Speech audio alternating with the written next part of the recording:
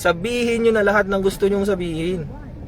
Sabihin na natin lahat mga kasama habang hindi nila naririnig. Para malaman lahat ng taong bayan kung gaano kabulok ang sistema.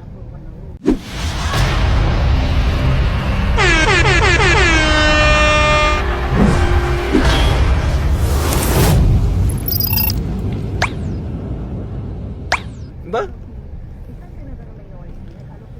If you got nothing, diba? If you got nothing, you have nothing to lose. Sabi nga nila. Ako, patrolman pa lang ako. But, ano lang kung patrolman ako. Wala akong pakialam. Kasi, kahit anong gawin nila, wala din naman mawawala sa akin. I have nothing, diba? I've got nothing. I have nothing to lose. Pero sila, mga general sila. They have everything. They've got everything. Kung magkakamali sila, they will lose everything. Di ba? Yun yung lamang natin. Yun yung lamang natin mga kasama. If you got nothing, you have nothing to lose. Kaya sige lang, bembangin natin sila para marinig nila yung mga hinaing natin. Kasi mababa lang tayo eh. Hindi nila tayo naririnig. Nung panahon ni Duterte, ang daming nawala. Nawala ang mga kriminal. Nawala ang traffic. Nawala ang trapo. Nawala ang mga kurap, di ba? Eh ngayon, panahon ni PBBM, ang daming bumalik. Yung mga nawala nung panahon ni PRRD, bumalik naman sa panahon ni PBBM. Di ba ba? Inyamet 10 nga pa nagbiyahe na apaw. Ani mabba. Sa ano kasi yun, sa Tugigaraw, ani mabba. Ano ba yan? Parang ganun. Ano ba yan? Ay. Shoutout sa lahat ng mga sinaglawin dyan, mga classmate kong nanonood. Kumusta kayo? I-comment nyo yung mga gusto nyo sabihin sa PNP. I-comment nyo na kasi ito na yung pagkakataon nating sabihin lahat ng mga hinaing natin mga kasama. Sabihin natin lahat ng mga gusto nyong sabihin sa organization para marinig nila na meron tayong reklamo. Kasi kung hindi tayo magre-reklamo, anong mangyayari? Aabusuhin lang tayo mga kasama. Diba? Organization yan eh, organization. So kailangan magkakasama tayo. Kailangan kung ano yung hinaing ng mga nasa tao sa baba, marinig ng mga nasa taas para magkakasundo tayo, di ba? Kung hindi tayo magkakasundo, walang mangyayari sa organization natin. Mga kasama, isipin niyo mabuti. Hindi nila alam ang pinagdadaanan naming mga pulis ngayon, mga kasama, hindi nila alam. Ako, pulis ako, pero aaminin ko, hindi ako agree sa nangyayari ngayon. Hindi ako agree sa administrasyon eh. Hindi ko naman sinasabing rebelde ako, pero hindi lang ako sumasang-ayon sa nangyayari. Ayoko yung nangyayari, ayoko nang nagkakagulo. Kaya nga tinawag kaming mga police officer bilang peacemaker, di ba? We are the peacemaker of this country. At ayaw namin na nagkakagulo kayo. At nagkakagulo tayong lahat, di ba? Pero ang dami kasing nanggugulo eh. Di ba? Kung sino pa dapat yung nagpapatino sa ating lahat, siya pa yung nanggugulo. Di ba? Siya pa yung nanggugulo, siya pa yung nagpapasimuno ng gulo sa Pilipinas. Hay. Sa lahat ng mga nanonood dyan na MIU, mga men in uniform, naiintindihan nila ako mga kasama. Naiintindihan nila ako kasi pare-pareho kaming nasa organization eh. May mga hinaing kasi kami na hindi namin pwedeng sabihin in public. Kasi, alam niyo kung bakit? Kakasuhan nila kami. Anong kakaso nila sa amin? Neglect of duty. Anima ba? Ano naging neglect of duty yan? Kasi sinabi ng taas. Sabi ng taas, wag ka mag-share, wag ka mag-like, wag ka mag-comment. That is your duty. Sabi nung nasa taas. Okay, duty mo yun. Kasi sinabi nung nasa taas. Kung ano man yung order ng mga nasa taas na sinabi sa mga nasa baba, That is your duty. Pero ang tanong, lawful ba yung order na yon? Mga kasama, lawful ba yon? Is it in accordance with the law na pagbawalan kang mag-like, share, and comment? Di ba? In accordance with the law ba yung ginagawa nila? Siyempre hindi. It's definitely unlawful, di ba?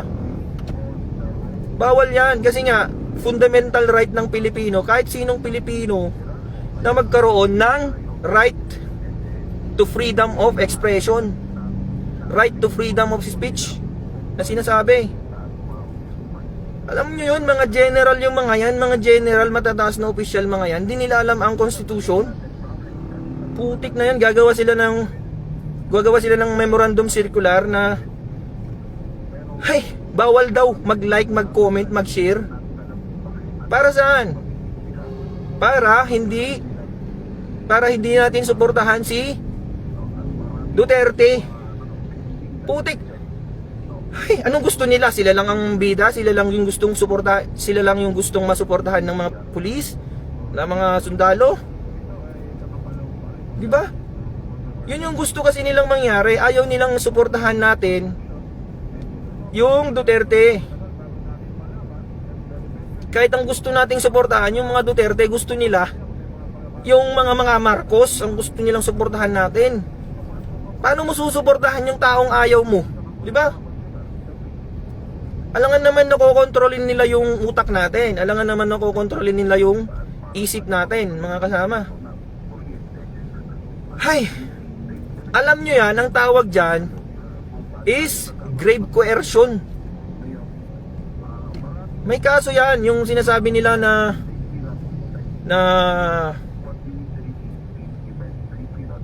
i-like mo, i-share mo yung bagay na against sa will mo. Coercion ang tawag dyan, mga kasama. Kaso yan. Yung pipilitin kang gawin yung isang bagay na against sa will mo, against sa gusto mo, that is coercion. Diba? Subukan nila akong pag-explainin yan. Sasabihin ko yan sa harap nila. Baka ako pa yung puposas sa taong yan. O papalike niya yung isang bagay, ipapashare niya yung isang bagay na ayaw ko. Tapos gusto niya, wag akong mag-share, wag akong mag-like ng mga gusto kong post. Sige, subukan niya lang. Subukan lang ng kahit sino. Napigilan ako sa gusto ko, at saka pigilan niya ako sa mga ayaw ko, or pilitin niya ako sa mga ayaw ko. Wasasan ko yan, kahit sino pa yan. That is considered coercion. Diba? Nasa batas yan, bawal yan eh. Tagapagpatupad kayo ng batas. Tagapagpatupad tayo ng batas, tapos tayo yung magbabiolate ng batas na yan. Diba? Constitution pa lang, wala na. Constitutional right pa lang, wala na, mga kasama. Diba? Constitution. It's the right to freedom of expression, freedom of speech, mga kasama.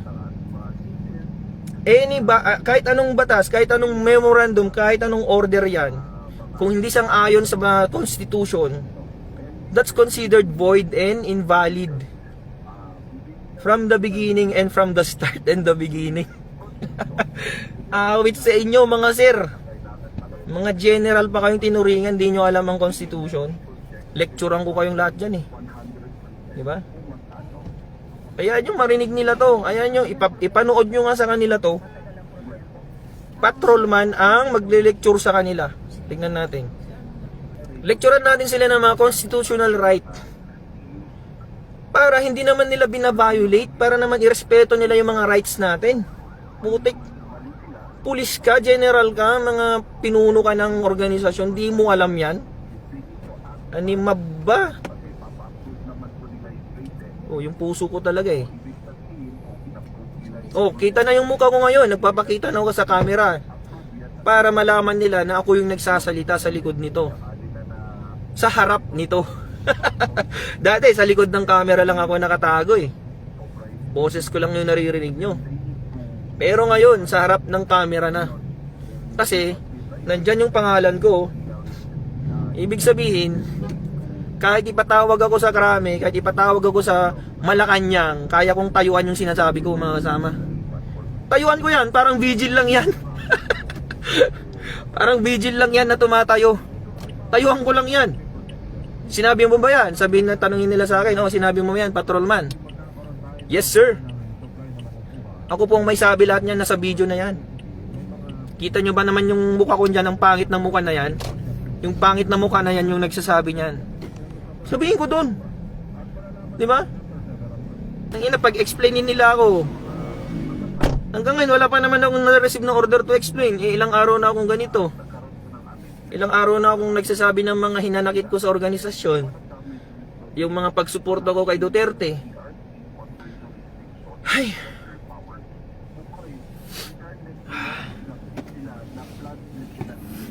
Nagpulis-pulis ka pa tayo, di ba? Nagpulis-pulis pa tayo kung wala din naman tayong paninindigan. Minsan lang tayo maging pulis sa buong buhay natin. Di ba? Manindigan naman tayo kahit paano. Gigil na gigil ako. Ang daming problema sa bansa natin, mga kasama.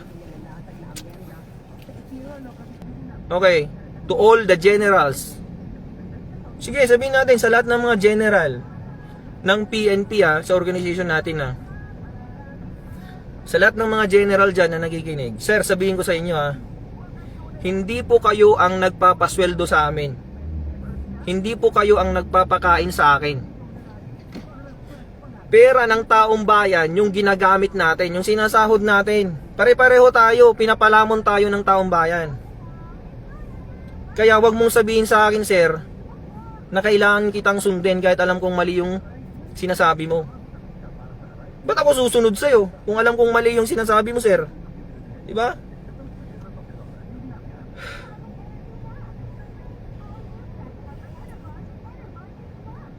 Ba't ako susunod sa'yo? Di mo ata alam, sir, pareho tayong pulis. Di ba? Kahit general ka, kahit patrolman ako, pareho tayong pulis. Walang kwenta yung ranggo mo, sir, sa ranggo ko. Pagdating sa prinsipyo. Di ba? General ka lang, nauna ka lang eh. Di ba? Nauna ka lang kasing pumasok sa PNP, kaya general ka na ngayon.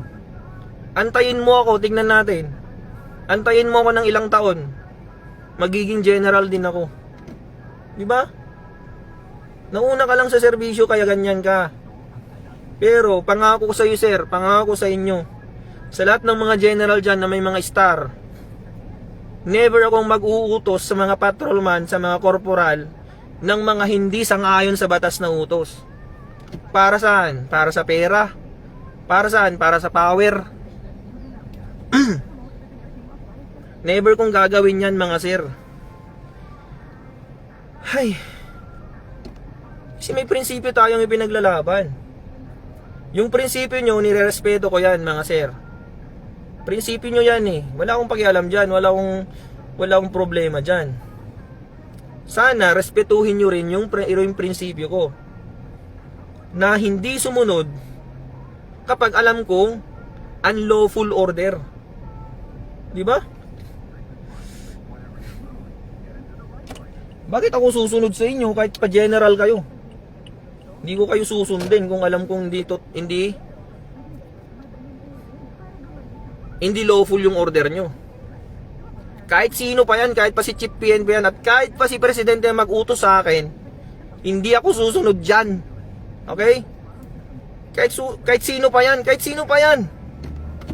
Kung alam kong hindi lawful yung order na sinasabi sa akin, ba't ako susunod? Diba? Diba? Ba't ka susunod? Go, go, go, laban ng laban po. Putik na yan. Mag-comment ka lang, mag-share ka lang, mag-like ka lang, kakasuhan ka na. Puta. Ay. Sorry. Sorry sa word ko. Pero napapamura talaga ako eh. Parang kay Tatay Digong talaga eh, no? Mapapamura ka talaga eh kung alam mong may mali eh.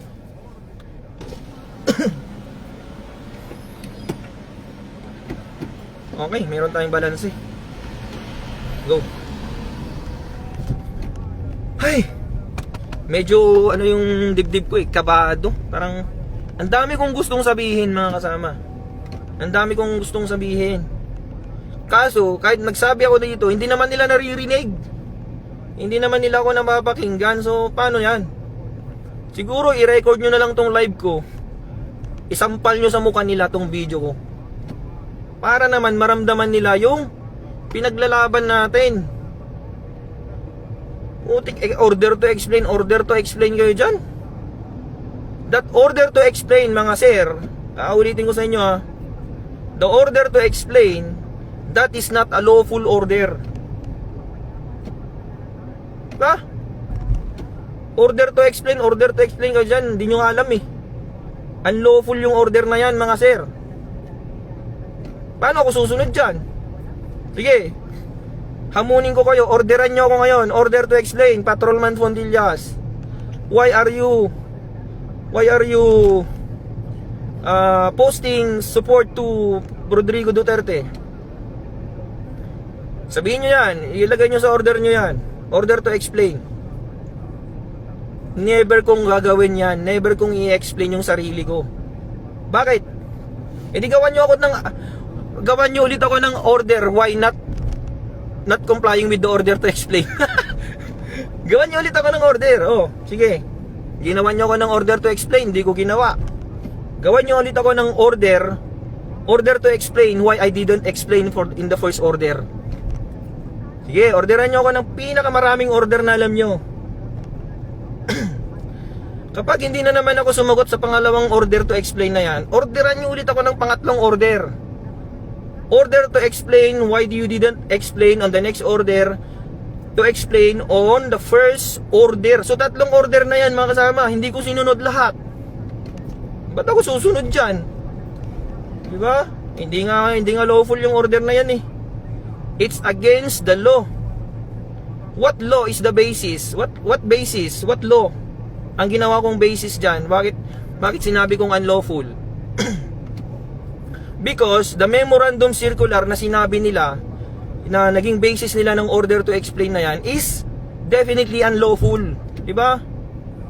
Hindi yun lawful.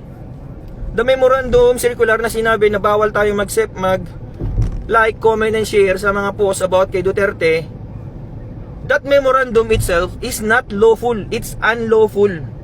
So bakit? Bakit ako susunod sa memorandum na yan kung alam kong hindi lawful yan? Di ba? Hinga muna tayo ng malalim. Mahirap, baka maatake tayo dito eh. Okay, nasa skyway kasi tayo. Di ba?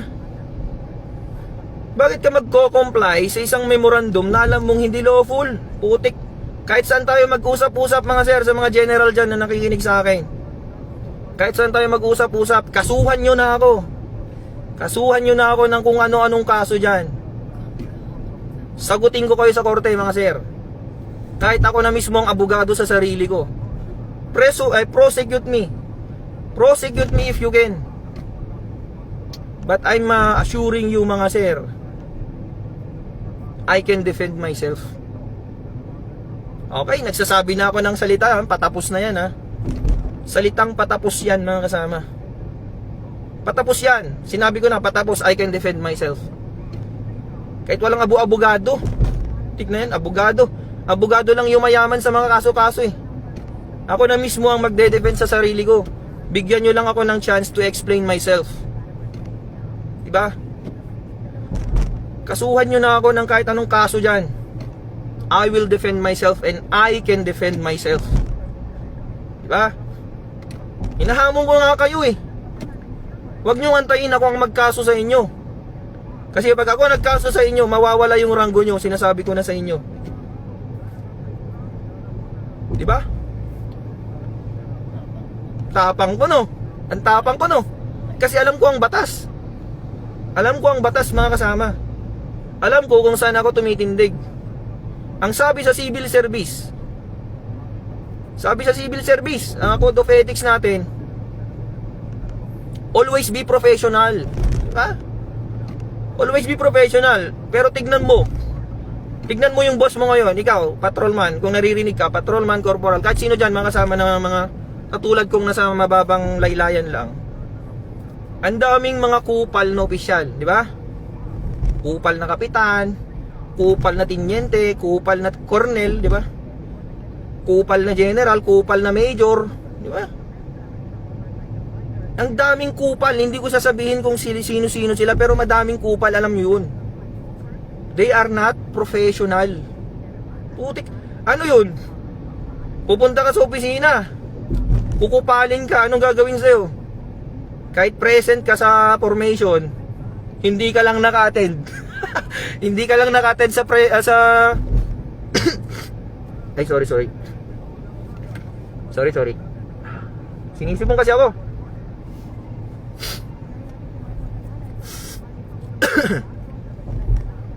Hindi ka lang naka-attend sa flag racing na yan, i-absent ka na nila kahit alam nilang nandun ka sa opisina. Di ba kakupalan yun? Kasi one time, sabihin ko na sa inyo ha, hindi ko naman papangalanan tong kapitan na to eh. Pumasok ako sa opisina. Naka field service uniform ako, yung green, FSU. Pero ang dapat na uniform ko yung GOA, ganito. Ay hindi. Dapat pala, ang uniform ko that time, kasi Monday ata yun, o basta weekdays. Ang dapat na uniform ko is GOA, ganito.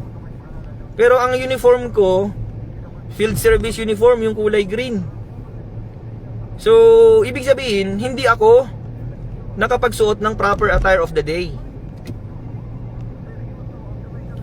Ang sabi nung isang opisyal, isang kapitan na kupal, ang sabi niya, "Uy, bakit ka naka-FSU? Alam mong GOA ngayon." Sabi niya sa akin. Pero in-explain ko sa kanya, "Sir, pinarepair ko kasi yung mga GOA ko, sir, kasi masikip na sa akin kasi tumaba na ako eh." Tumaba na kasi ako, mga kasama. Siyempre puro tayo kain, ganyan. Tumaba na ako, so ibig sabihin masikip na yung mga GOA ko that time. So pinarepair ko lahat sila, yung GOA E, GOA B, yung GOA C, pinarepair ko lahat. So ang natira lang na kasya sa akin, yung FSU, yung kulay green, pero yung may sikip pa rin. Pero inuna kong ipirepair yung mga GOA ko. Pumunta ako ngayon sa office, naka FSU imbes na GOA. Pinagalitan ako agad ng kapitan, "Uy, ikaw, patrolman, ba't ka naka FSU? Dapat naka GOA ka, di mo ba alam?" Sir, pasensya na, pero sabi ko, naka FSU ako, sir, kasi yung mga GOA ko, pinarepair ko. Kasi order ni Despo namin na ipa-repair ko, sir, kasi nga masikip na sa akin, hindi na magandang tignan, sir. Mukha na akong Michael Jackson, sabi ko. Alam niyo ang sinabi niya, mga kasama? Ang sabi niya, putik, ano sabi niya? "Hindi ako naniniwala sa'yo." Sabi niya ganyan, "Hindi ako naniniwala sa'yo." Ano pa yung sinabi niya? "Hindi ako naniniwala sa'yo," sabi niya. Ang sabi ko, "Sir, nagsasabi lang ako ng totoo, sir." Basta. Wag mo kong lolokohin. Hindi mo ko dapat niloloko. Hindi ako naniniwala sa'yo. Sabi niyang ganon. Putik, ano yun? Diba? Kakupalan yun, mga kasama. At least nag-uniform pa rin ako, hindi ako nakasibilyan na pumasok. Diba? Kahit sabihin natin hindi ako naka-GOA, may violation ako doon kasi nga hindi ako naka-GOA that time. Pero naka-FSU pa rin ako, uniform pa rin yun. Kesa naman nakahubad ako na pumasok. Kesa naman nakasibilyan akong pumasok, di ba? Kupal lang, animal na giant. Siyempre, sagot ko siya. Sagot ko, "Sir, wag mo akong ginagawang sinungaling dito, ha." Sabi ko, hindi ako sinungaling, sinasabi ko lang yung totoo. Tapos nag-walk out ako, mga kasama. Winock outan ko yung kapitan. Di ba? Ganun tayo eh. Pag tayo napapahiya, mas maganda mag-walk out ka na lang. Pero sabihin mo muna yung point mo bago ka mag-walk out, para malaman niya na meron kang pinaglalaban. So sabi ko, "Sir, nagsasabi ako ng totoo, wag mo akong gawing sinungaling dito." Sabi ko, walk out, di ba? Nag-walk out ako.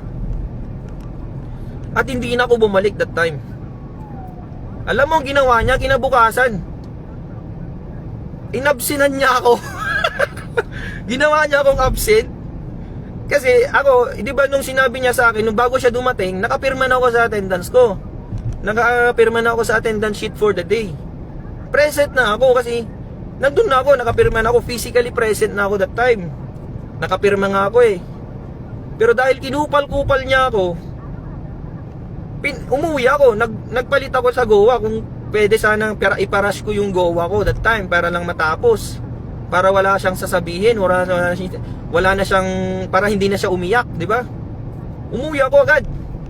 Pumunta ako sa repair shop, pero hindi pa tapos that time. Kasi kakabigay ko lang yung yung Goa ko dun sa repair shop eh.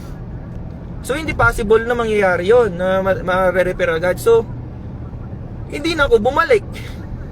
Hindi ako bumalik sa opisina.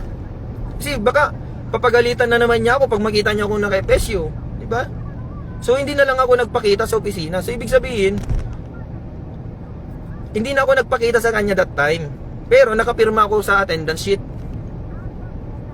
Pero nandun lang naman ako sa opisina, nandun lang ako sa kampo. Paikot-ikot doon kung saan naman pupunta. Physically present ako that time sa kampo. Alam mo ginawa niya mga kasama? Kinabukasan, pumasok ulit ako, nakagawa na ako that time. Nakagawa na ako, tapos na yung repair eh. Pero pagkatingin ko, meron akong order to explain. Tangina, order to explain? Ano yung in-order to explainan ko? Yun, absent daw ako kahapon. Meron akong pirma. Tinanong ko kung bakit. Ang sabi ng mga nandun, nullified by that captain. Yung kapitan na nag-caution sa akin, siya yung nambura dun sa pirma ko para i-nullify siya, para maging nullified. So ibig sabihin, inabsinan niya ako that time kahit nandun ako. Physically present, ginawa niya akong absent. Dun na naman, nagalit ako. Sinabihan ko siya, asan yung kupal na kapitan dito? Pumasok ako sa opisina. Sinabi ko, asan yung kupal na kapitan? Lumabas siya ngayon. Lumabas siya ngayon mga kasama. Lumabas siya ngayon sa kwarto niya. Alam mo sabi niya? Oh. Ano sabi niya? Di ko na maalala yung mga sinabi niya, pero ako talagang galit na ako that time. Pagkatapos niya kong kumalin ng araw na yun, nung kinahapunan na yun, kinupal na naman niya ako ng umagang-umaga, kinupal na naman niya ako. Ginawa niya ako ng order to explain. Dahil absent daw ako that time. Nandun naman ako, nakapirma nga ako eh. Alam niyo, sobrang kupal. Pinagsabihan ko siya ng kung ano-ano. Na, sir, kahit, ano sabi ko sa kanya? Kapitan ka, di mo alam. Diba? Sabi ko, kapitan ka, ganyan ka. Dapat nga professional ka eh, sabi ko sa kanya. Kapitan ka, dapat maging modelo ka sa mga patrolman eh. Pero yung pag-uugali mo, hindi pang kapitan, sabi ko ganyan. Tapos ang sabi ko sa kanya, kapitan ka pa naman. Di ba? Kapitan ka, ganyan ka, sabi ko sa kanya. Harap-harapan, ang daming nakarinig. So, kung pinahiya niya ako kinahapunan nun, siya naman ang ipinahiya ko that morning. Ako naman ang may point naman ako dun sa sinasabi ko na kinupal niya ako eh. Kinupal na nga niya ako nung una, pinagbigyan ko na siya. Tapos kukupalin niya ako ulit sa pangalawang araw. Ay hindi pwede, hindi ako papayag dun. Nilabanan ko siya mga kasama. Kinupal-kupal ko rin siya. Kung paano niya ako kinupal nung unang araw, kinupal ko rin siya nung pangalawang araw na nagkita kami. Di ba? Kupalan pala ang gusto niya eh. O tingnan nyo, dahil sa sinasabi ko, lumayo na tayo, nakalagpas na tayo ng exit. Awit sa'yo sir. Sige, mag-joyride na lang muna tayo. Pero we'll see kung saan tayo exit ngayon. Baba na lang tayo, man love. Oh, 86 million na yung viewer natin mga kasama. 86 million. Astig. Pero sinasabi ko lang yung mga facts na nangyari dun sa office para malaman nyo kung gaano ka. Sobrang kupal niya mga sir. Sobrang kupal niya. Grabe. Alam niyang nakapirma ako sa attendance, binura niya yung pirma ko para gawin niya akong absent. Tama ba yun? Di ba? Kakupalan yun mga kasama, kakupalan yun. So kinupal-kupal ko rin siya, sir. Di mo ba alam yung 7143 ba yun? Pag-check nga lang. Pag-check nga yung RA na sinabi ko. Nakalimutan ko na. 7143 yung about sa ethical standards. About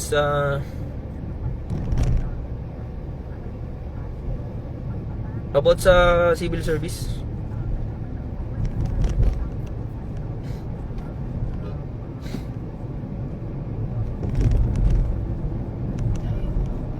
(7143) ano yun? Bagal naman.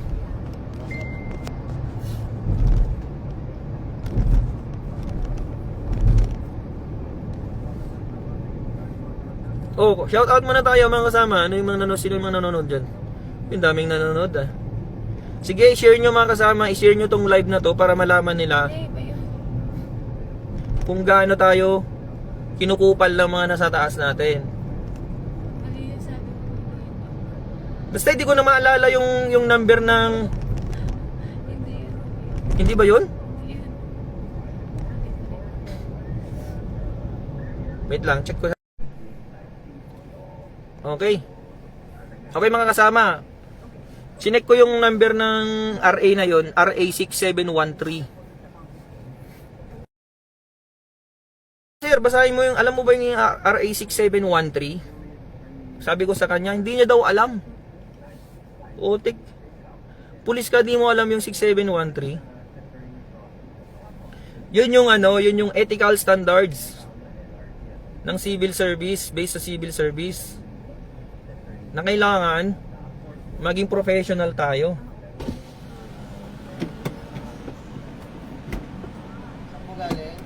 Dun sa Quezon Ave. Wait lang mga kasama. 180.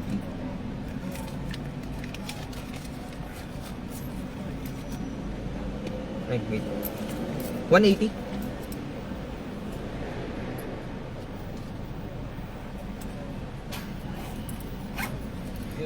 Thank you.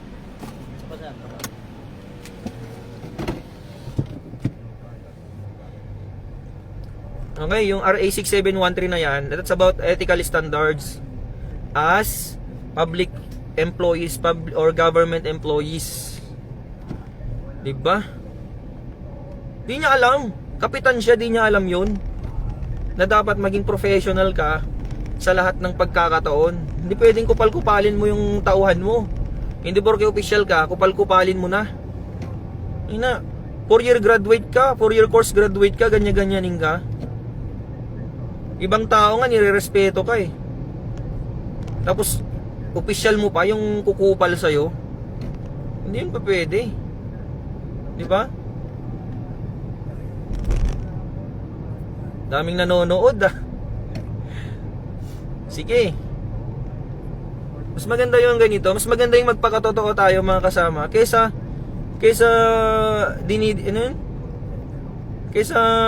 kinikimkim mo yung gusto mong sabihin. Kasi walang mangyayari sa'yo. Ano yun? Panghabang buhay ka na lang takot. Diba? Minsan ka na nga lang mabuhay sa mundo, takot ka pa. So mamamatay ka na lang na takot. Putik. Ano yun? Minsan ka na lang mabuhay, mabubuhay ka pa na takot. So pag namatay ka na, patay kang takot. Diba?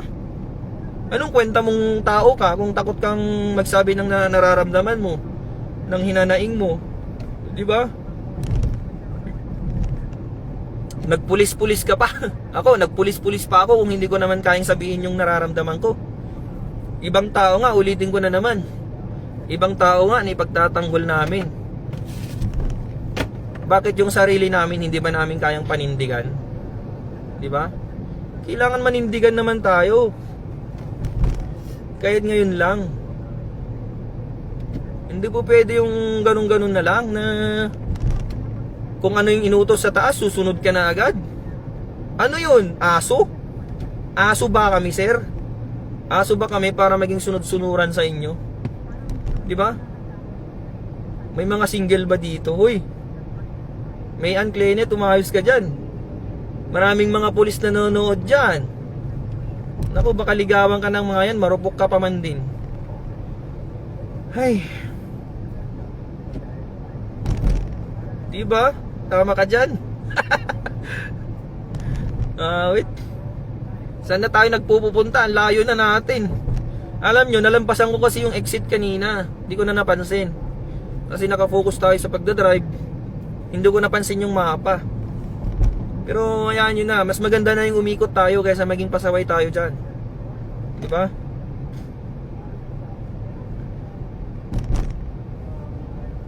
O, exit na tayo dito.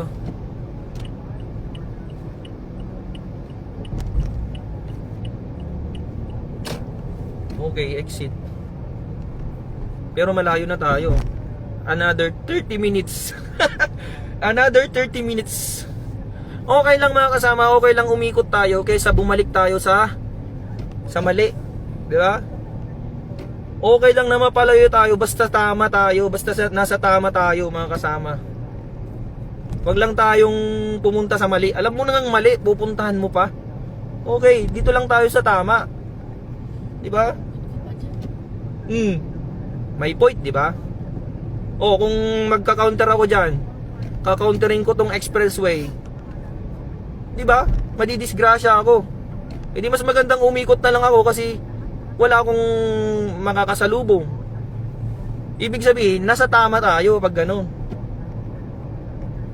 Ganun yun mga kasama, ganyan din sa totoong buhay. Doon lang tayo sa tama. Diba? Wala namang mali sa tama eh, kaya nga tinawag na tama eh, kasi yan yung tama. Huwag kang matakot, huwag kang matakot magsalita, kasi nga yan yung tama eh. Paano maging mali ang tama eh, tama na nga yan. Diba? Hay! Kaba-kaba may heart. Nanginginig yung heart ko kasi ang dami kong gustong sabihin talaga. Diba? Dami kong gustong sabihin. Iniikot na tayo dito. Pass through.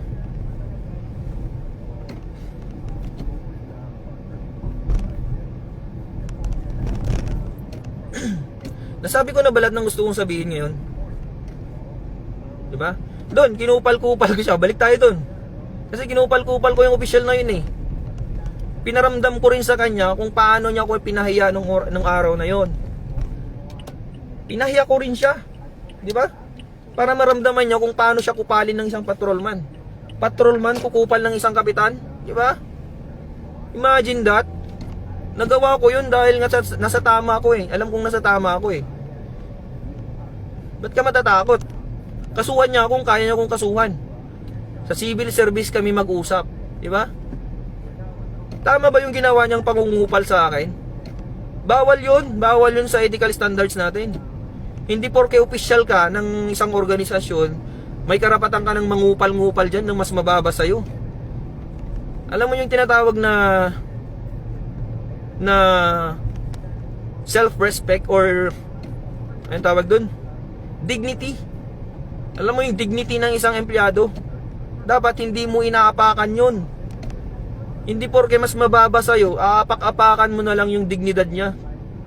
Hindi po pwede yan kahit ikaw pa yung presidente ng Pilipinas, kahit ikaw pa yung pinakamayamang tao sa buong mundo. Hindi mo pwedeng apak-apakan yung dignidad ko bilang tao, tandaan mo yan. Kahit sino ka pa. Diba? Kahit sino ka pang tao kang yan, kung inapak-apakan mo yung dignidad ko, magkamatayan na tayo. Diba? Ikaw kayo yung ganya-ganyanin ko, ikaw kayo yung kupal-kupalin ko kung anong mararamdaman mo. Diba? Try mo din kayang maging biktima ng kakupalan. Tingnan natin, baka iyak ka na lang dyan sa gilid. Di mo kasi alam. Di nyo kasi alam kasi nasa mataas kayong posisyon. Di nyo alam yung nararamdaman ng isang mababang tao lang. Na kapag kinupal-kupal mo, walang magagawa kundi tatahimik lang. Diba? Kasi alam niya sa sarili niya na walang laban sa'yo. Kasi mataas ka eh. Pero wag mo akong ginaganyan. Kahit gaano ka pa kataas, wala akong pakialam sa ranggo mo. Diba? Wala akong pakialam sa ranggo mo. Kahit ano ka pa, kahit general ka pa. Kahit ikaw pa ang hepe ng PNP, kahit ikaw pa yung pinakamataas sa buong mundo, sabi ko na nga ba. Kapag kinupal-kupal mo ako at ay napakan mo yung dignidad ko, magkamatayan na tayo. Diba? Yun yung prinsipyo na pinaglalaban ko, mga kasama. Yan yung tinatawag na prinsipyo. Hindi yan mabibili ng pera kahit anong magkano mang pera yan. Tandaan nyo lagi na yung prinsipyo lang yung kaya mong ipaglaban sa buong buhay mo. Kahit wala ka ng pera, kahit wala ka ng kung ano-ano man yan, kahit anong meron ka, na winala ng mga tao, prinsipyo lang yung matitira sa'yo. Tandaan nyo yan. Dignidad lang matitira sa'yo. At wag na wag mong ibebenta yan kasi yan lang yung natitira sa'yo. Diba? Nagigets nyo ba ako?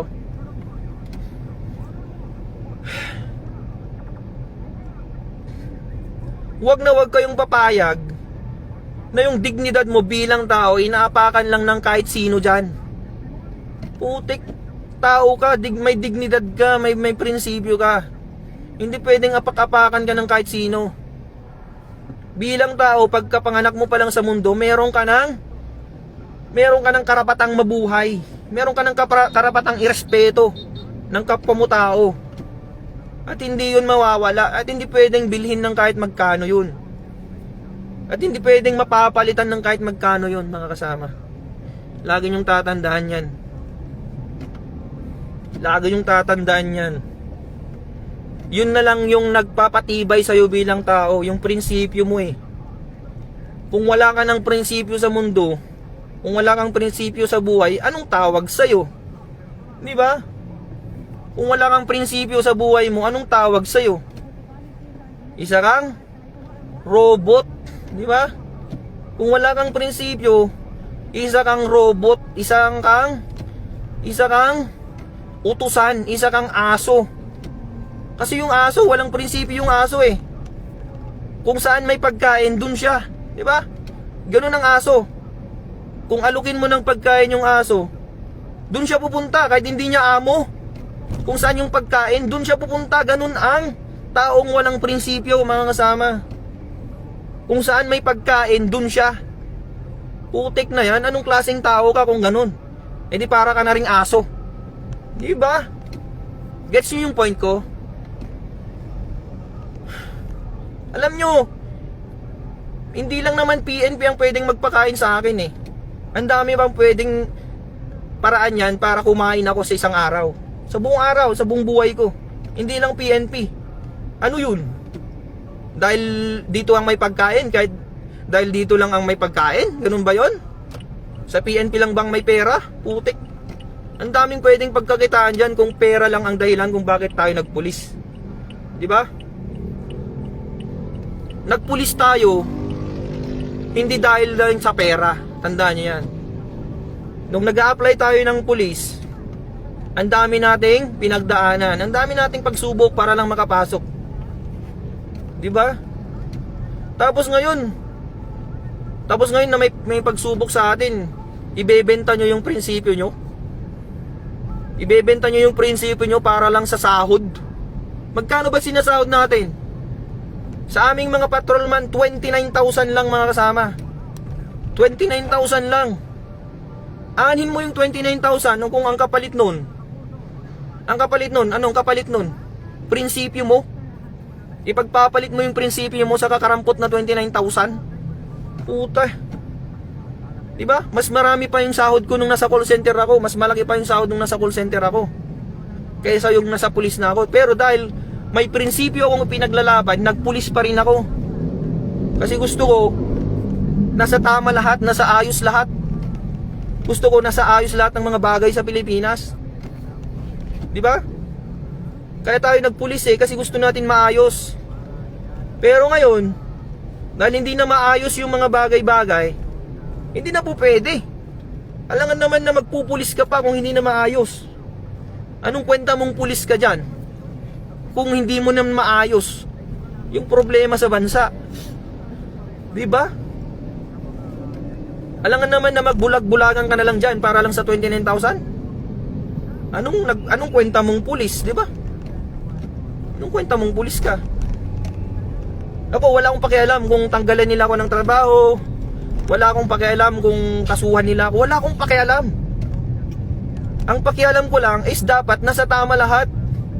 Nasa tama lang lahat dapat. Hindi pwedeng kung ano-ano na lang sasabihin sa atin, susunod-sunuran na lang tayo. 'Di ba? Pulis ako, hindi mo pwede akong utusan. Patrolman lang ako, pero hindi mo ko pwedeng utusan ng mali. Kahit sino ka pa. Kahit ikaw pang presidente, sabihin ko na nga sa'yo, kahit si Bongbong Marcos pang mag-utos sa akin ng mali, hindi ako susunod sa kanya kahit tanggalin niya akong pulis. Diba? Ba't ako susunod sa kanya? Sino ba siya? Siya ba ang boss ko? Hindi ko siya boss. Ang boss ko, yung nagpapasahod sa akin. Sino bang nagpapasahod sa akin? Mga Pilipino. Diba? Mga Pilipino ang nagpapasahod sa akin. Ba't ako susunod sa presidente? Ano ba siya? Presidente lang siya. Diba? Ako, pulis ako. Pwede ko siyang arestuhin pagka wala siya sa serbisyo. Pagka wala siya sa pwesto niya. Diba? Kung walang pulis sa Pilipinas, sino na lang mag-aaresto sa mga tiwaling opisyal na yan? Kaya tayo nagpulis para hindi tayo maging kakampi ng mga tiwaling opisyal. Tayo dapat nasa gitna lang tayo, mga kasama. Nasa gitna lang tayo. Hindi pwedeng dahil presidente natin siya na yung susunundan natin. Hindi pwedeng dahil presidente natin siya na yung susundin natin sa lahat ng bagay. Hindi po pwede yun. Partisan ang tawag doon. Hindi porke presidente ka, susundin kita. Ano ka? Sino ka ba? Para sundin ko. Tama ka ba? Ang tanong, nasa tama ka ba? Para sundin kita. Diba? Sabi ko nga ulit sa inyo, kahit presidente ka pa ng Pilipinas, kung mali yung utos mo sa akin, hindi kita susundin. Sino ka ba para sundin ko? Diba? O, may tama daw ako eh. May tama daw ako. May tama ka, sir. Kahit pa papanood to ni Bongbong Marcos, si Sir Bongbong Marcos, Sir President, pakinggan mo tong sasabihin ko, sir. Isa akong pulis ng Pilipinas, pero hindi ako sang-ayon sa ginagawa mo, sir. Di ba? Hindi ako sang-ayon sa'yo. Kahit ano pang sabihin mo, sir, hindi ako susunod sa'yo. Kasi hindi mo naman ako pulis eh. Bakit pulis mo ba ako? Pinapasahuran mo ba ako, sir? Hindi. Ang totoong may-ari sa profesyon ko, ang totoong nagpapasahod sa akin ay mga Pilipino, hindi ikaw. Presidente ka lang ng Pilipinas, pati nga ikaw, pinapasahuran namin eh. Sumasahod ka dahil sa pera ng Pilipino. Kaya isa ka rin, katulad ka rin namin nasa serbisyo publiko. Pare-pareho tayo, sir. Hindi ka commander-in-chief lang dyan. Ikaw ay isang public servant. Di ba? Public servant ka. Dapat magtrabaho ka rin. Hindi ka boss. Tandaan mo yan, sir, ha? Tandaan mo, Sir President Bongbong Marcos. Tandaan mo to. Isa kang public servant. Pumunta ka dyan sa pwesto mo para magserbisyo, hindi para maging boss namin. Dapat nga ikaw nagtatraffic dyan eh. Dapat nga ikaw yung nasa gitna ng kalsada nagtatraffic dyan eh. Kasi nasa public service tayo. Hindi pwede yung presidente ka, dyan ka, nagiging boss ka dyan. Ano ka? Diba? Dapat leader ang tawag sa'yo. Hindi ka dapat nagiging boss dyan. Sino pa yung mga opisyal ng PNP dyan? Dapat kayo ngayon nasa gitna ng kalsada, dapat kayo yung leader. Hindi kayo boss dyan na parang hari kayo dyan na nakaupo sa napakagandang upuan para mag-utos-utos lang. Dapat leader kayo eh. Dapat kayong nangunguna sa serbisyo. Hindi yung nag-uutos-utos lang kayo dyan. Paano susunod yung mga tao sa inyo kayo mismo hindi nyo alam yung trabaho? Diba? Oh, hamunin ko kayong lahat dyan. Sa mga general dyan na nakaupo sa napakagandang upuan, sige, hamunin ko kayo. Alam nyo ba mag-serve ng traffic? Alam nyo ba? Alam nyo ba paano mag-traffic sa gitna ng traffic, sa gitna ng kalsada? Baka di nyo pa alam yan.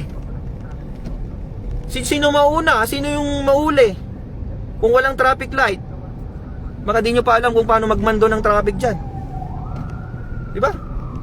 General kayong tinuringan, di nyo pa alam ang warrant of arrest. Putik. Warrant of arrest lang, di mo alam. Alam mo yung warrant of arrest? Pwede ka daw mag-aresto kahit walang warrant of arrest. Putik, ano yun? Pwede na lang pala akong magdampot dyan kahit sino. Diba? Di pwede na lang pala akong magdampot-dampot dyan kahit sino. Kasi trip ko eh. Oh, mukha kang kriminal ah. Sabi ko, oy, mukha kang kriminal, halika nga dito. Arestuhin kita, trip kita eh. Tanungin nung tao. Tanungin ng tao, sir, anong kasalanan ko? May warrant ka ba, sir? Ay, anong warrant? Di ba? Anong warrant? Puntahan mo, ay, sama ka sa akin. Sa presinto mo malalaman yung warrant mo. Kasi gagawin pa lang yung warrant mo. What a funny, di ba? What a funny idea. Di ba? Pwede ba yun? Bawal yun, nasa constitution yun, mga kasama. Bawal na bawal mag-aresto nang walang warrant of arrest. Maliban na lang sa tatlong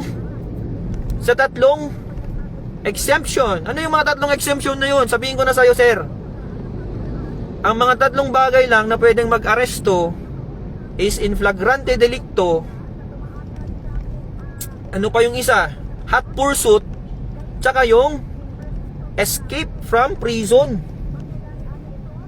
Diba? Yun lang yung tatlong bagay na yun para wala kang warrant of arrest. Lahat na ng mga bagay maliban sa tatlong yun dapat meron ng warrant of arrest. Meron din palang isa mga kasama.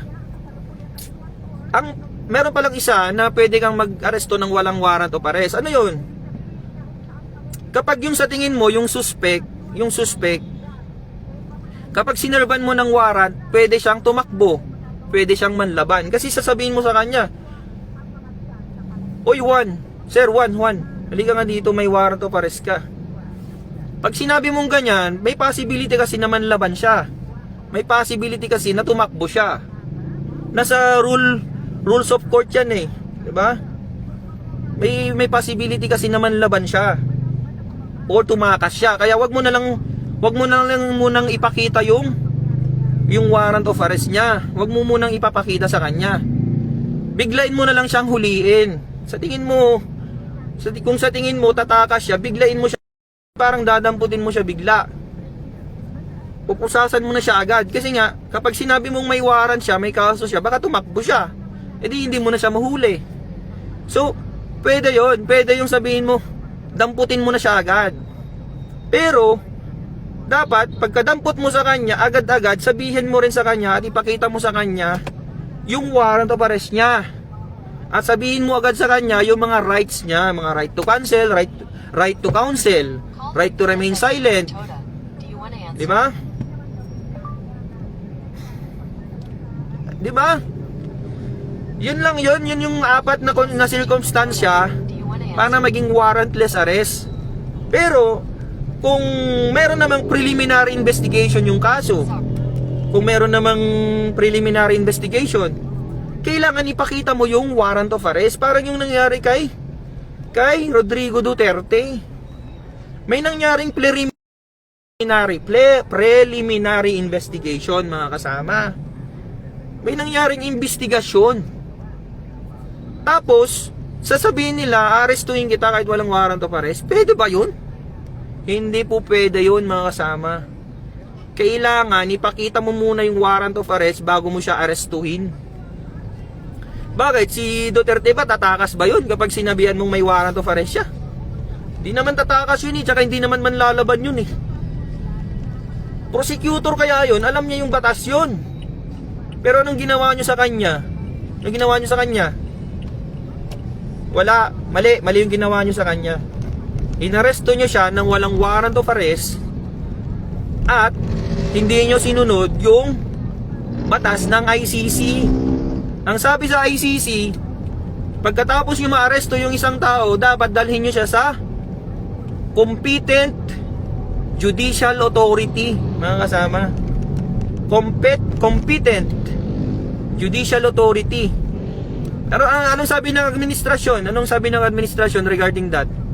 Ang sabi nila, competent authority daw yung, competent judicial authority daw yung DOJ na nandun.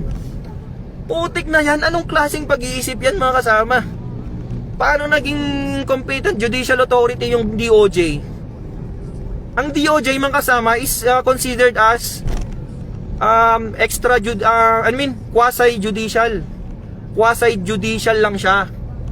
Hindi siya fully competent judicial authority. Bakit? Korte ba ang DOJ? Korte ba ang DOJ? Siyempre hindi. Department of Justice is not a court.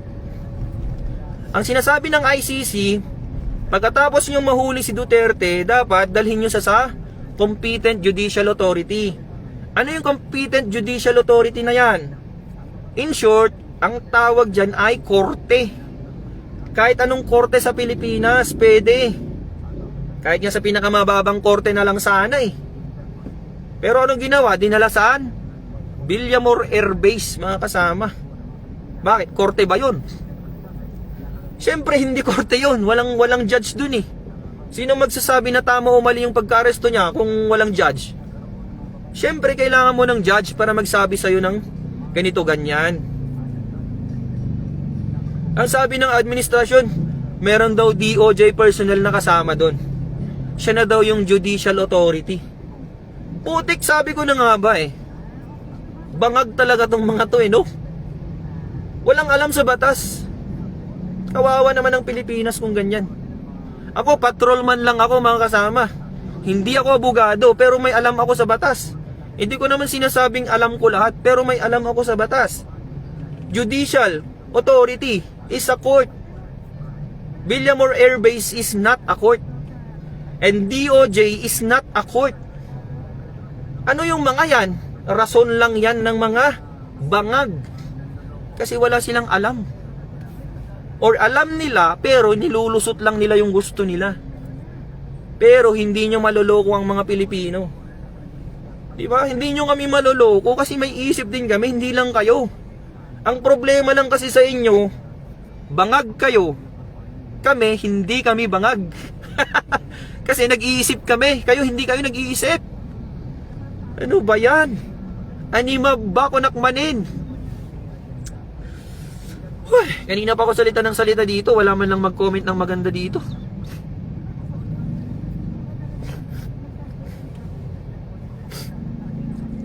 Ang pinaglalaban lang natin dito, mga kasama, hindi tayo partisan na, hindi tayo maka Duterte, hindi tayo maka Marcos.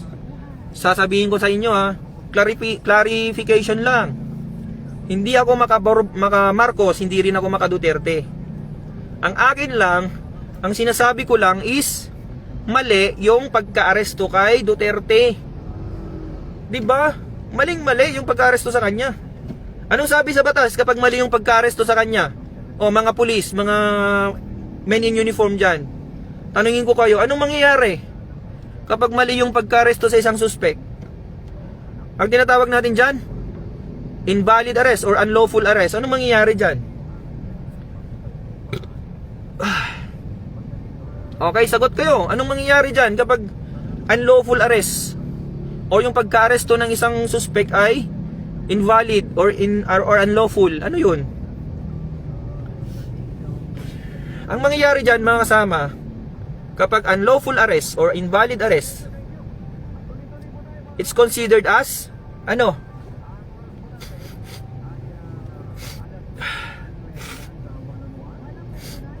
Any unlawful arrest is considered to be invalid. Ibig sabihin nun, mga kasama, kapag unlawful yung pagka-arrest mo, hindi sang-ayon sa batas yung pagka-arrest mo, yung pagka-aresto mo na yun, it's considered as invalid. Anong ibig sabihin nun? Inaresto ko si Juan, hindi dumaan sa tamang proseso. Okay, si Juan mapapawalang bilanggo siya, mapapalaya siya.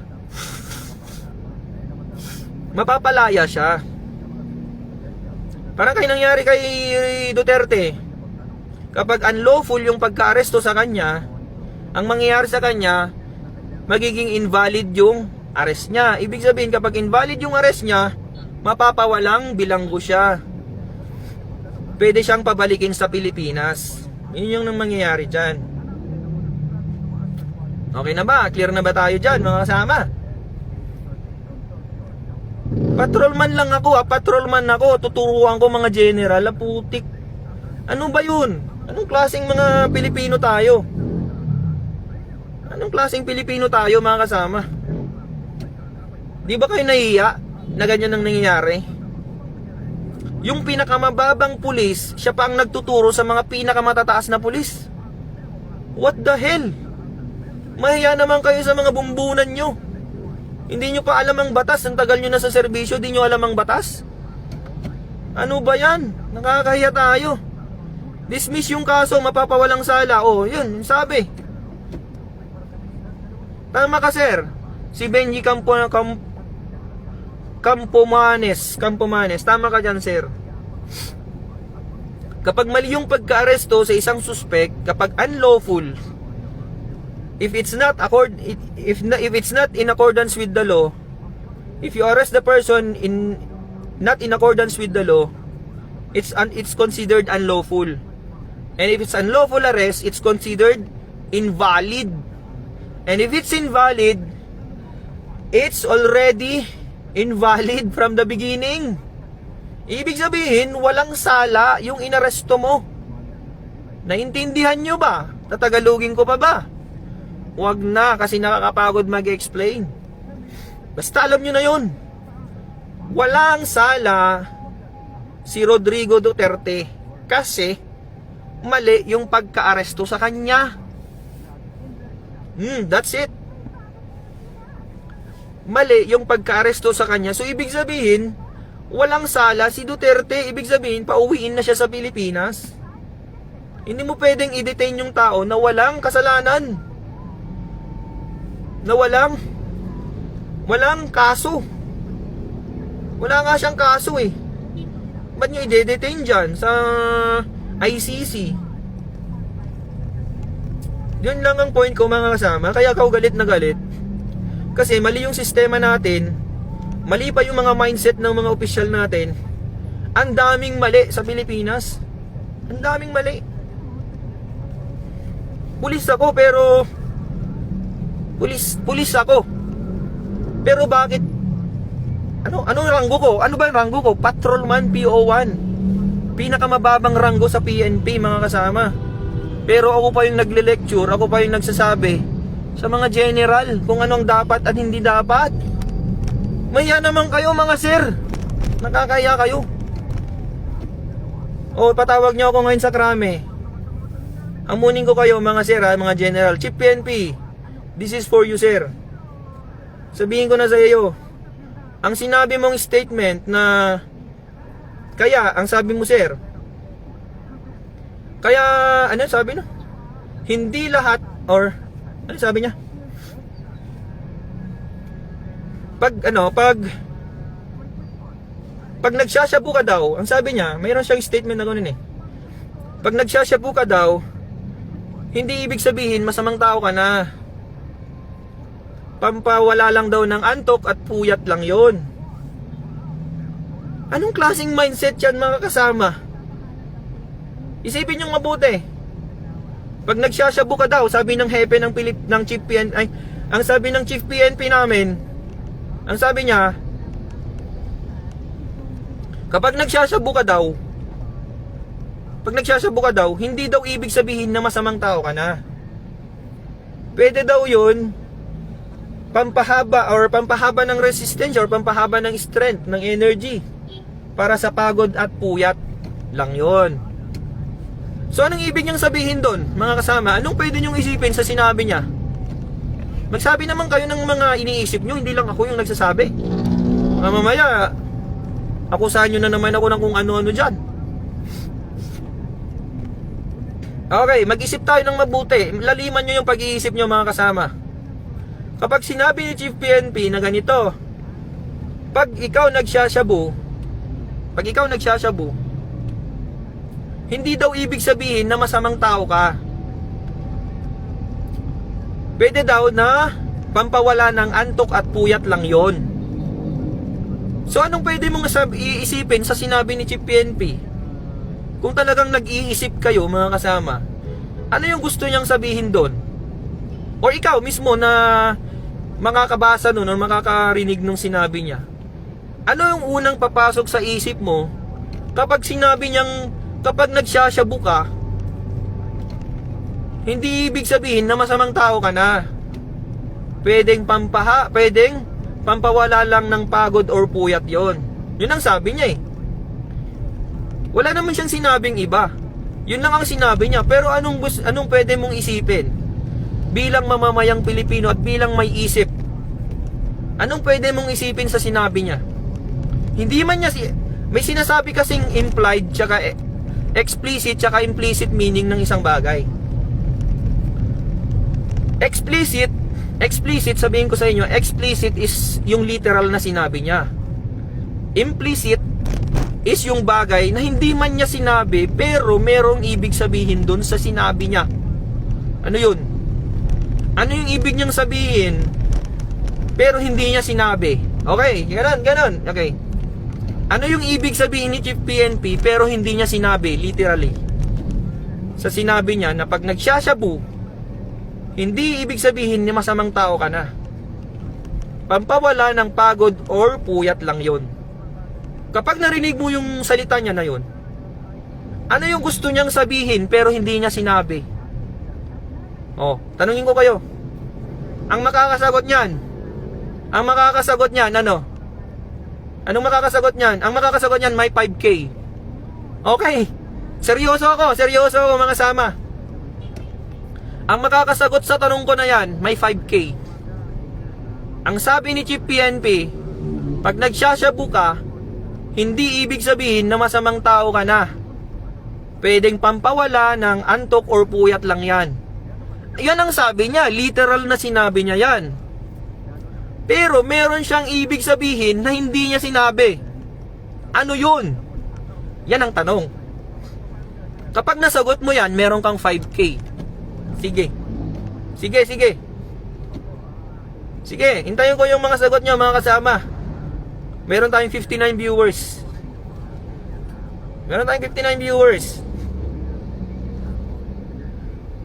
Oh, sagot na kayo. Sayang yung 5K eh. Magsabi lang kayo, ano yung naiisip nyo kapag narinig nyo yung sinabi ni Chief PNP na pag nagsasyabu ka daw, hindi ka daw masamang tao. Hindi ibig sabihin masamang tao ka na. Pwedeng pampawala o ng puyat or pagod lang yun. So, narinig mo yung sinabi niya, anong unang papasok sa isip mo? Oh, anong unang papasok sa isip mo? Alam ko matatalino kayo, nag-iisip din kayo eh. Pero kailangan nyong sabihin, i-comment nyo. I-comment nyo, huwag kayong matakot. Ako dyan. Sabihin ko, ako nagsabi. Oh, i-comment nyo dyan. Huwag kayong matakot. Live ko to eh. So lahat ng mga lumalabas dito, sarili ko to. I will take all the responsibility. Parang sabi ni PRRD nung presidente pa siya. 'Di ba? Akuhin ko lahat ng mga responsibilidad. Once na magkamali kayo, hindi nyo responsibilidad yan, akin lahat yan, sabi niya. So yun din ang sasabihin ko. Lahat ng sasabihin nyo dito, lahat ng i-comment nyo dito, wala kayong pakialam dyan. Lahat ng mga sasabihin nyo dyan sa comment, I will take full responsibility. Okay, yan yung pangako ko sa inyo. Hindi ko kayo pwedeng idiin dyan. Ako dapat ang idiin nila kapag may mabasa silang hindi maganda dyan. Okay ba? Huwag na kayong matakot dyan. Mag-comment lang kayo ng kung naiisip nyo yung naiisip ko. Pag sinabi ni Chief PNP na ganito, pag nagsasyabu ka, hindi ibig sabihin masamang tao ka na. Pwedeng pampawala ng pagod at puyat lang yan. Yan ang sabi niya. Anong unang papasok sa isip mo bilang taong nakarinig sa sinabi niya? Alam niyo yung ibig kong sabihin dun eh. Alam ko, alam yung ibig sabihin dun eh. Natatakot lang kayong mag-comment kasi baka baka ma-screenshot nila. 'Di ba? Yun, natatakot kasi kayo mag-comment. Natakot kayong mag-comment. Ako rin natatakot magsabi. Joke lang. Okay, ang unang papasok kasi sa isip mo kapag ganun, 'di ba? Alam nyo na yun. Okay, wag na nating sabihin. Wag nyo nang i-comment. Wag ko na lang din sabihin para wala tayong linalabag na batas. Kapag sinabi ni Chief PNP na nagsasyabu ka, pag nagsasyabu ka, hindi ka masamang tao. Hindi ibig sabihin masamang tao ka. Pwedeng pampawala lang ng antok at pagod yan. Meron tayong naiisip. Pare-pareho tayo ng iniisip ngayon. Meron tayong iniisip ngayon na pare-pareho tayo ng iniisip na ibig sabihin na hindi niya sinabi. Merong isang bagay niyang sinabi or merong ibig sabihin yung sinabi niya pero hindi niya literal na sinabi. Alam niyo na yun. At alam ko na rin yun. Okay? Wag na lang nating sabihin para hindi tayo makasuhan ng libel. Okay? Sa isip na lang lahat. Okay? Sa isip na lang lahat tayo. Okay? Okay, nag-agree tayo doon sa isip natin. Okay. Ganun ba yon? Tama ba yung sinabi niyang yun? Tama ba yung nasa isip natin? Siyempre mali. Coming from the Chief PNP yun ha. Coming from the Chief PNP, pinakamataas na posisyon sa PNP. Sasabihin niya yon. Nicolas Torres, sige nga, arestuin mo yan, patunayan mong may bayag ka. Ito, ano to eh? Ano tawag dito? May basher tayo dito, sabi niya oh. Sige nga, arestuin mo nga yan, patunayan mong may bayag ka. Paano ko aarestuin si Sir Torre? Wala naman siyang warrant of arrest eh. Diba? Bigyan mo ako, ikaw, Rom Rueda. Bigyan mo ako ng warrant of arrest ni Sir Torre. Ako ang aaresto sa kanya. Yan yung hamon ko sa'yo. Sige. Pag nabigyan mo ako ng warrant of arrest, kahit sino pang tao yan, arestuin ko yan. Basta merong warrant of arrest ha. Valid warrant of arrest ha. Pirmado ng judge yan, ng isang korte dapat. Hindi yung gawa-gawa lang sa rekto ha. Dapat pirmado yan ng isang judge, ng isang korte. Para matawag nating warrant of arrest. Ikaw, Rom Rueda, kala mo naman kung marunong ka talaga. Hindi ko pwedeng arestuin si Sir Torre kasi nga wala naman siyang warrant of arrest. Naintindihan mo ba? Nakikinig ka ba? Or bangag ka? Bangag ka siguro kasi hindi mo maintindihan yung sinasabi ko. Kanina pa ako nagsasabi dito eh. Di ba?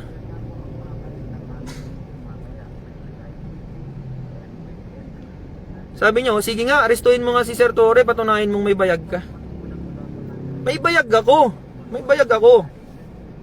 Pero patunayan mo or bigyan mo ako ng warrant of arrest. Bigyan mo ko ng warrant of arrest. Ako nga aaresto sa kanya basta meron kang warrant of arrest. Yun lang naman ang gusto kong mangyari. So wag na nating pansinin yan si Rom Rueda. Walang alam yan sa batas, sigurado ako walang alam yan. Kapag walang alam yung isang tao, wag mo nang patulan. Kasi pareho kayong masisira. Di ba? Wala nang alam sa batas yan eh. Bakit kami kikipag-usap sa taong walang alam? Pareho na kayong walang alam. Di ba? Kaya umalis ka muna Rom Rueda, wala kang puwang dito. Mag-bash ka dun sa mga iba, wag dito. Kasi wala kang bilang dito, Rom. Okay.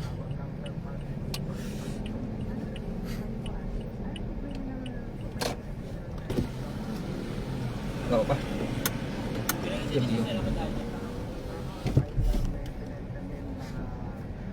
Okay. Oh, ilang minutes na nakakaraan. Mamaya na lang ulit tayo mag-usap mga kasama. Basta nasabi ko na yung mga importanteng bagay na kailangan yung malaman at kailangan yung pag-isipan Huwag kayong matakot magsalita. Ano ba kayo? Mga pulis tayo, mga kasama. Mga pulis tayo, hindi tayo pulis ng kung sino. Pulis tayo ng Pilipinas. Hindi pulis tayo ni Bongbong. Hindi tayo pulis ni Duterte. Lagi niyong isipin yan. Walang may hawak sa atin. Walang may hawak sa atin.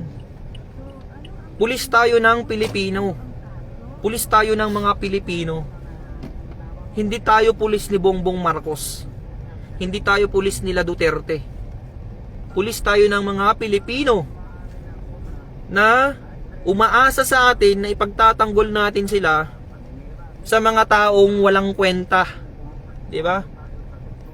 Eh kung mapatunayang may sala talaga si Duterte, why not? Ikulong nila 'yon kasi may sala siya. Wala akong pakialam doon kung may sala siya. 'Di ba?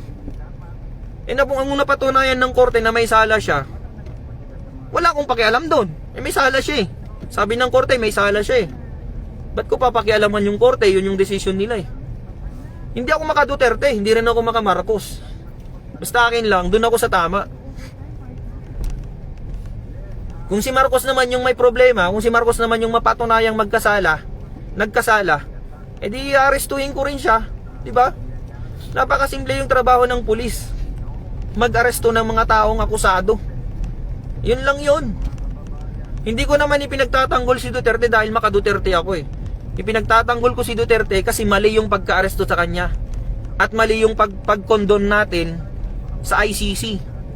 The condonation of ICC in the Philippines is unlawful. O, sabihin ko na sa inyo, unlawful. Kasi, bakit? Wala na tayo sa kanila. Kumalas na nga tayo sa kanila eh. So anything na sinasabi nila sa atin, wala na tayong pakialam doon.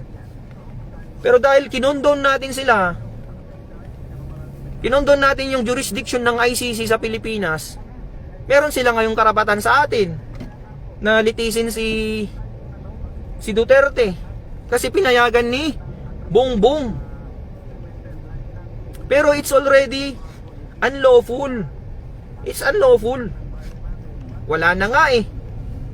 Wala na nga siya. Ano yun? Retrospective effect? Baga, kumalas ka na sa isang relasyon. Kumalas ka na sa isang relasyon. Tapos, anong gusto niya? Irereklamo ka pa niya nung nasa relasyon ka pa. Diba? Nung kayo pa. Parang gusto niya, nangyari, gusto ng ex mo, irereklamo ka daw ng ex mo.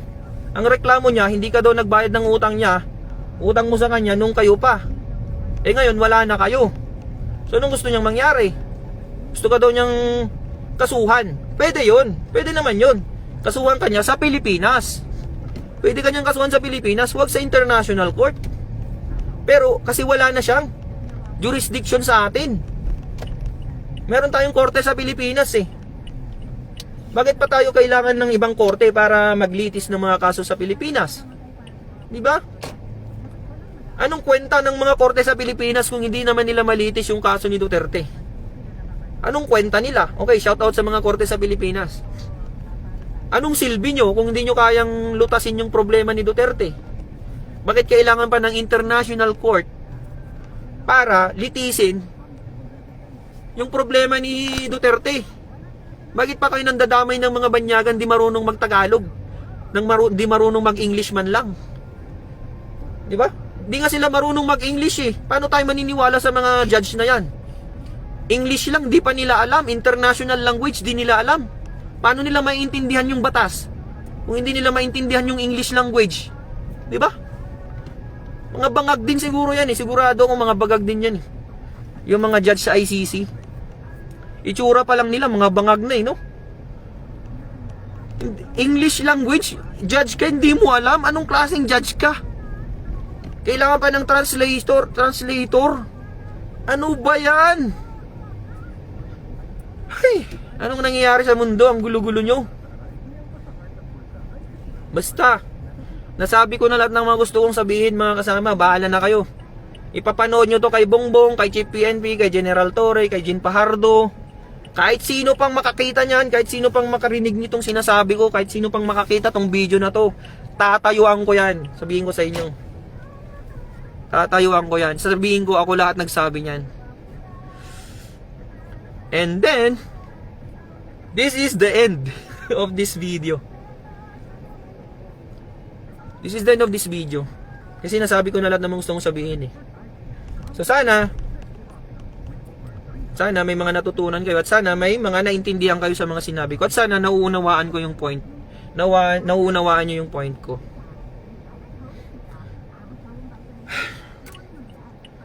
Okay, ito lang yung masasabi ko na sana sundin natin yung tama, sundin natin yung lawful, sundin natin yung tama.